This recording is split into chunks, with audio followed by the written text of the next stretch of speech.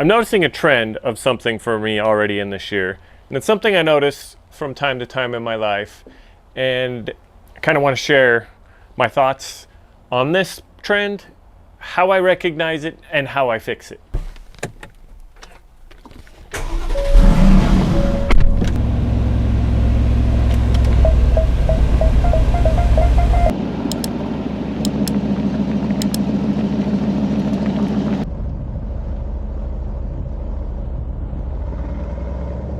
So the trend I noticed is when I let my environment, my desk, my office, my work area, my house, my cars, my lawn, when I let all of that get disorganized and messy, there's a direct correlation from that to how my life feels. I feel very disorganized and frustrated and distracted and not functioning at my highest level. The way I start to correct that is I clean up my areas and I organize and throw away the unneeded things.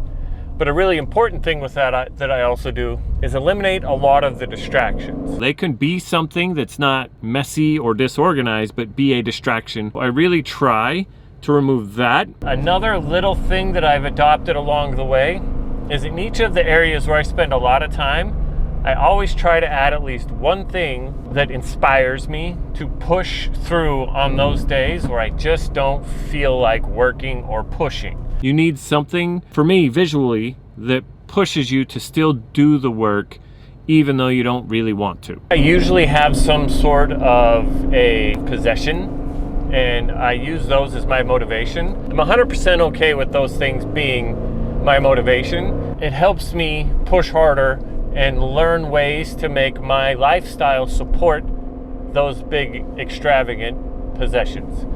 Instead of getting those big extravagant possessions and making my life sacrifice because I can't afford to do everything. It's gotten me pretty far, but I notice these days that I'm sort of just okay with what I have and not pushing for more. I'm not saying don't appreciate what you have, I'm saying don't settle for what you have and don't let that be your ceiling. Push for more and better. And so that's currently what I'm going through to get myself remotivated. It's not necessarily a New Year's resolution type thing. I do this periodically throughout the year because everybody falls back in these traps.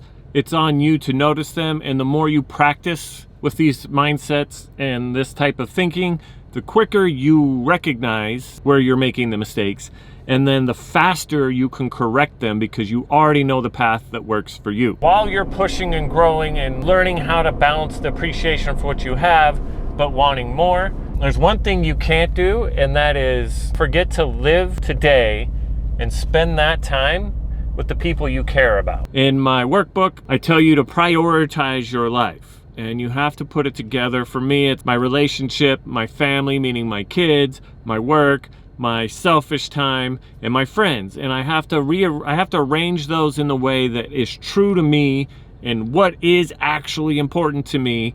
And I have to live my life according to that. The reason this helps you with success in your life is anytime there are multiple choices on what you should be doing, you revert back to that priority list, and whichever task is for a higher priority on that list, that is the one you do first. That creates a fulfilling lifestyle that will allow you to fully engage yourself in those other tasks when they're not contradicting with the thing you would rather be doing. For me, when I start feeling jealousy towards other people for things or stuff they're doing, it tells me I'm not in the right mindset, because if I'm pushing and growing on my own, I'm not going to be jealous of what someone else has because I see my hard work going towards my goal. Just a thought I had about what I notice in my life and the way I correct it. And I'm curious, how do you notice or correct yourself when you find yourself veering off the path you want to be on? Let me know in the comments. Together, we can all help each other grow and build and become